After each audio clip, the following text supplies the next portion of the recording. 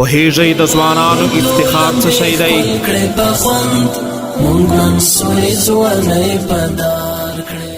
پوهیږئ د ځوانانو افتخار څه شی دی؟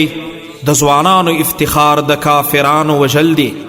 ابو دجانه رضی الله عنه چې رسول الله صلی الله علیه وسلم خپله توره ورکړې وه، د احد په غزا کې یې داسې جنګ کولو چې د مشرکونو په وژلو یې د نارینهو له صفو څخه ووتی، د ښځو صفو ته ورسېدی او د هغه له وژلو څخه یې د رسول الله صلی الله علیه وسلم د تورې د اکرام په خاطر توره بنده کړه.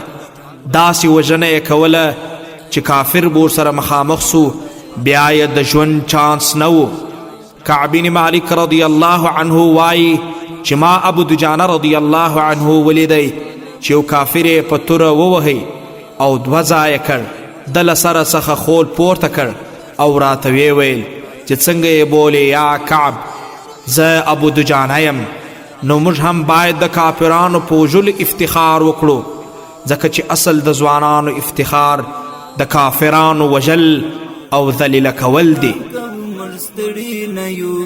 د خدای په لار کې تل قیام کوو، موږ ستړي نه یو، د رب لپاره سر پناه کړو، بس خپل سر زاروو، د دین شعار لره اکرام کوو، موږ ستړي نه یو.